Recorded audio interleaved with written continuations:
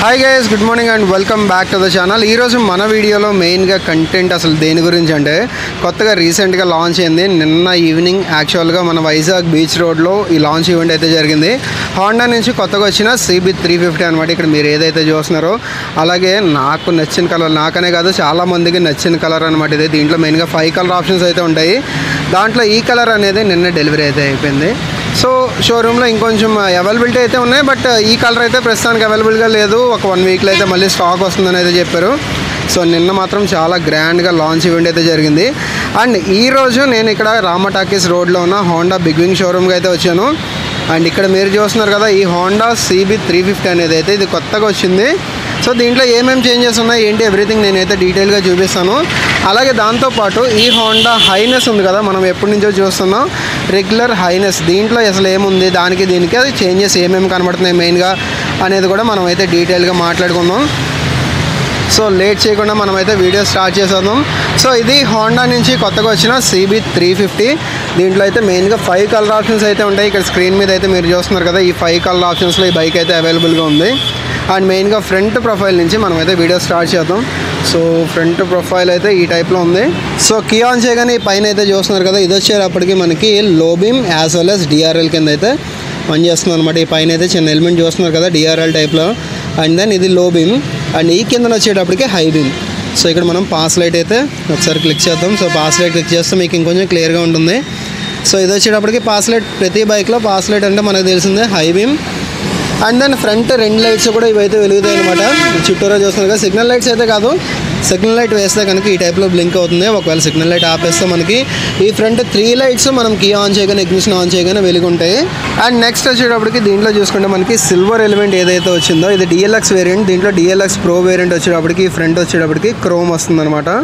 And అలాగే ఈ next చూసుకుంటే ఇక్కడ CB350 బ్యాడ్జింగ్ ఏదైతే వచ్చిందో ఇక్కడ వచ్చేటప్పటికి మనకి నెంబర్ ప్లేట్ అయితే వస్తుంది.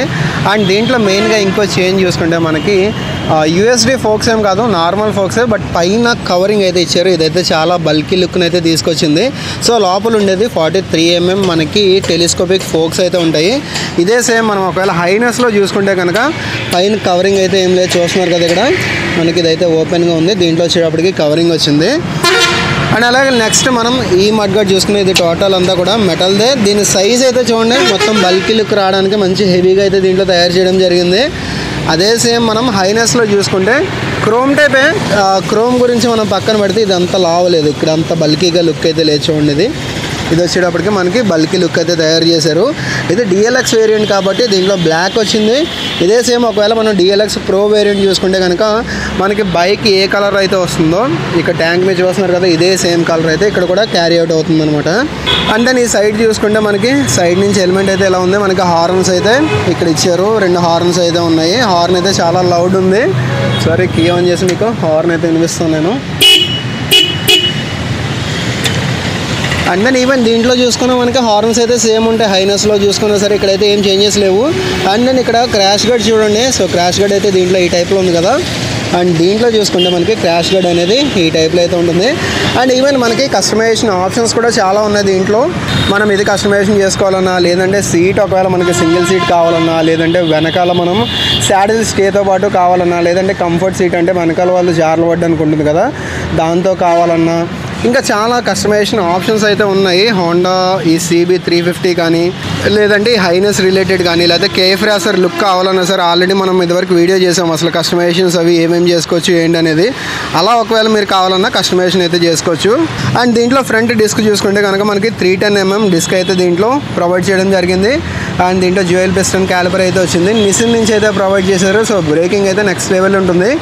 అండ్ దీంట్లో ఫ్రంట్ టైర్ చూసుకున్న 100/90 19 సెక్షన్ అయితే దీంట్లో ఇవ్వడం జరిగింది. ట్యూబ్లెస్ టైర్స్ అనమాట. అండ్ స్పోక్ వీల్స్ అయితే చూస్తున్నారు కదా, మొత్తం మల్టీ స్పోక్ వీల్ అయితే ఇచ్చారు.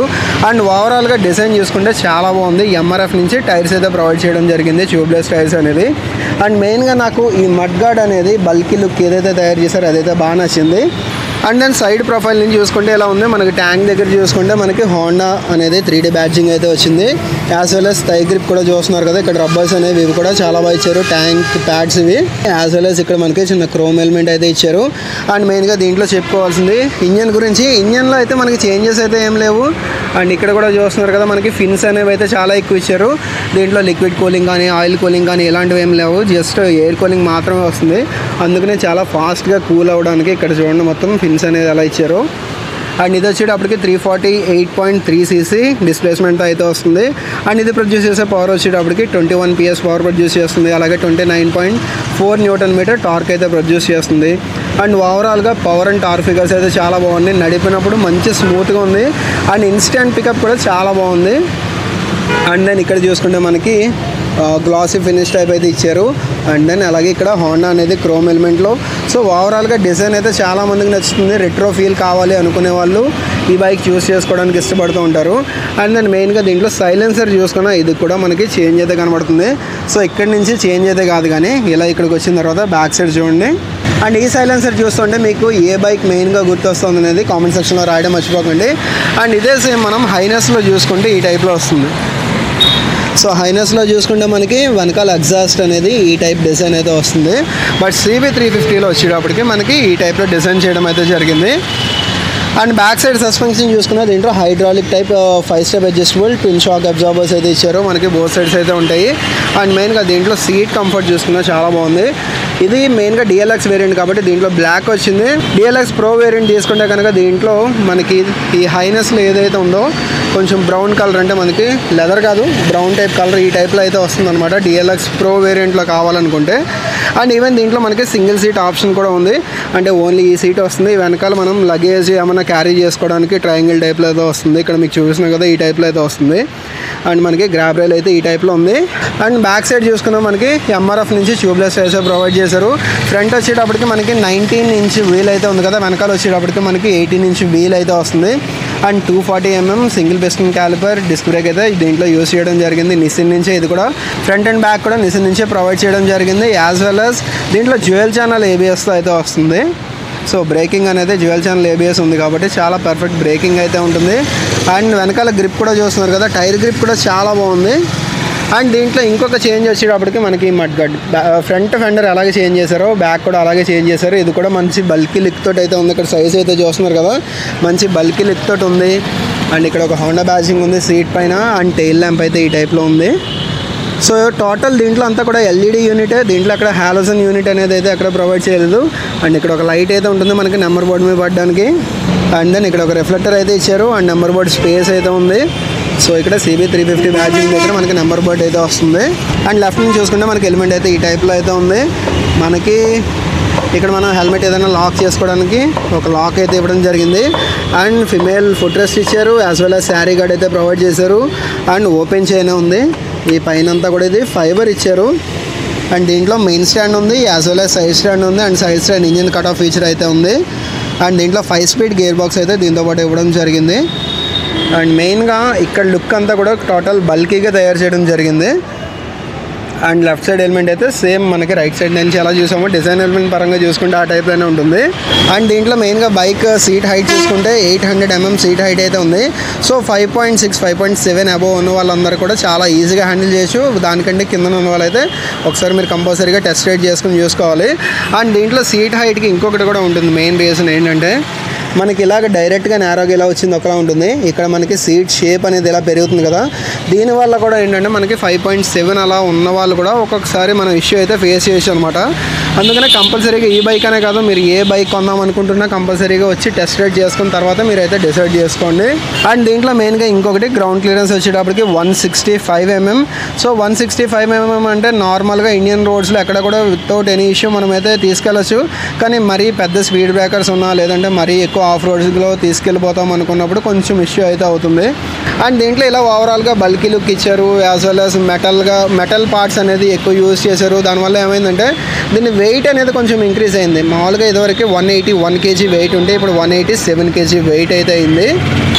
అండ్ నెక్స్ట్ వచ్చేటప్పటికి దీంట్లో E20 క్యాపబిలిటీతో మనకి పెట్రోల్ అయితే యూస్ చేయొచ్చు. అంటే ఇథనాల్ 20% అలాగే పెట్రోల్ 80% మిక్స్ అయిన అంటే ఇథనాల్ బ్లెండెడ్ పెట్రోల్ కూడా దీంట్లో అయితే యూస్ చేసుకోవచ్చు. అండ్ ట్యాంక్ కెపాసిటీ వచ్చేటప్పటికి మనకి 15.2 లీటర్ ట్యాంక్ కెపాసిటీ అయితే ఉంది. సో అండ్ మైలేజ్ వచ్చేటప్పటికి మనకి 30-35 వరకు అయితే రావచ్చు. అండ్ దెన్ ఇక్కడ పెట్రోల్ లిడ్ అయితే ఒకసారి ఓపెన్ చేద్దాం. సో దీంతోపాటు మనకి హింజ్ కనెక్టివిటీ అయితే ఉంది. అండ్ దెన్ ఈ హోండా హైనెస్లో చూసుకుంటే మనకి ఈ ట్యాంక్ దగ్గర డిజైన్ మీరు చూస్తే ఇంకొంచెం క్లియర్గా మీకైతే తెలుస్తుంది. ఇక్కడ చూడండి ఇలాగ 2 కర్వ్స్ టైప్ అయితే వచ్చింది కదా. బట్ అది కాకుండా మనకి బల్కీ లుక్ రావడం గురించి దీంట్లో ఏం తీసుకొచ్చారంటే మనకి ప్లెయిన్ టైప్ అయితే తీసుకొచ్చారు. ఇక్కడ నుంచి చూస్తే మనకి ఇక్కడ మధ్యలో కర్వ్స్ అవి ఏమీ లేవు. జస్ట్ కొంచెం ప్లెయిన్గా పెద్ద ట్యాంక్ సైజ్ అయితే దీంట్లో తీసుకురావడం జరిగింది. అండ్ దెన్ ఇన్స్ట్రుమెంట్ కన్సోల్ అవి చూసే ముందు మీకు ఇక్కడ ఒకటి చూపిస్తాను. ఇక్కడ మనకి స్విచెస్ అయితే ఏం లేవు. ఇది DLX వేరియంట్ కాబట్టి మనకి ఇక్కడ సెపరేట్ స్విచెస్ అయితే ఏం లేవు. అంటే వాయిస్ రికగ్నిషన్ సిస్టమ్ కానీ అవి ఏమి ఉండవు. DLX Pro వేరియంట్ తీసుకుంటే వస్తుంది. DLX Pro వేరియంట్ తీసుకుంటే మనకి ఇక్కడ హైనెస్లో కూడా కనబడుతుంది. అది ఇక్కడ చూపిస్తాను నేను. సో ఇక్కడ చూస్తున్నారు కదా ఈ టైప్లో అయితే వస్తుంది అనమాట. ఇన్స్ట్రుమెంట్ కన్సోల్లో ఉన్న ఫీచర్స్ అయితే దీని నుంచి మనం మార్చుకోవడానికి జాయ్స్టిక్ టైప్ డిజైన్ టైప్ అయితే ఇచ్చారనమాట. అది ఉంటుంది దాంట్లో కూడా DLX Pro వేరియంట్లో అయితే వస్తుంది. అండ్ దెన్ ఈ బ్యాక్ సైడ్ చూసుకున్నా మనకి ఈ మడ్గార్డ్ అనే సైజ్ చూస్తున్నారు కదా. హైనెస్లో ఏ టైప్లో వచ్చిందో మనకి చిన్న సైజ్ చిన్నదైతే వచ్చింది కదా. బట్ దీంట్లో మనకి ఆల్రెడీ ఇందాకనే మీకు చూపించాను సైజ్ అనేది దీంట్లో పెరిగింది చూసారు కదా. మొత్తం మరీ బల్కీ లుక్ అయితే వచ్చింది. సో ఓవరాల్గా నాకైతే పర్సనల్గా హైనెస్తో పోల్చుకున్నా నాకు ఈ CV350 ఈ కొత్తగా వచ్చిన డిజైన్ అయితే నాకు చాలా బాగా నచ్చింది. ఎందుకంటే మంచి బల్కీ లుక్ ఉంది. అండ్ దెన్ మిర్రర్స్ చూసుకుంటే ఈ టైప్లో అయితే ఉన్నాయి. డిజైన్ ఎలిమెంట్ చూసుకుంటే వీటిల్లో మనకి చేంజెస్ అయితే ఏం లేవు. దీంట్లోనూ కూడా సేమ్ ఒకే టైప్లో మిర్రర్స్ అయితే ఉన్నాయి. అండ్ బ్యాక్ సైడ్ వ్యూ కూడా చాలా బాగుంది. అండ్ దీంట్లో మరీ క్రోజర్ టైప్ హ్యాండిల్ బార్ అయితే కాదు, కొంచెం చిన్న సైజ్ అయితే ఉంది. ఇదే సేమ్ కొంచెం మనకి ఇంకొంచెం లెంత్ ఏమైనా ఇక్కడ వరకు ఇచ్చుంటే అంటే జస్ట్ ఇంకొక 1.5 ఇంచ్ 2 ఇంచ్ వరకు ఇచ్చుంటే అసలు నెక్స్ట్ లెవెల్ ఉండేదని నేనైతే అనుకుంటున్నాను. ఎందుకంటే బాగా ఎక్కువ టూరింగ్ అది చేసే వాళ్ళకి ఇంకొంచెం కంఫర్ట్ ఉంటుంది. ఆఫ్ కోర్స్ ఎలాగ బాగా టూరింగ్ చేద్దాం అనుకున్న వాళ్ళు హ్యాండిల్ బార్స్ అవి మార్చేసుకుంటారు అనుకోండి, అది వేరే విషయం. సో దీంతో పాటు ఇచ్చుంటే ఇంకొంచెం బాగుండేది.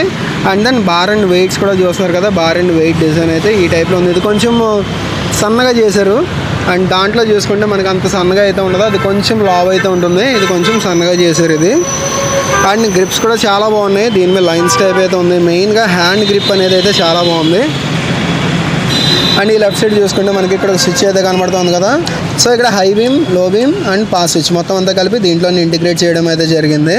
అండ్ ఇక్కడ చూస్తే మనకి డిఫరెంట్ ఉంటుంది. హార్న్ అనేది పైకి ఉంటుంది, సిగ్నల్ ల్యాంప్ స్విచ్ అనేది అయితే కిందకు ఉంటుంది. ఇది జస్ట్ మనం ఒక 1 వీక్ to 10 డేస్ వాడితే మనకైతే అలవాటు అయిపోతుంది. అండ్ దీంట్లో ఇంకొకటి నాకు బాగా నచ్చింది ఏంటంటే ఈ స్లిప్పర్ అండ్ అసిస్ట్ క్లచ్ అనమాట.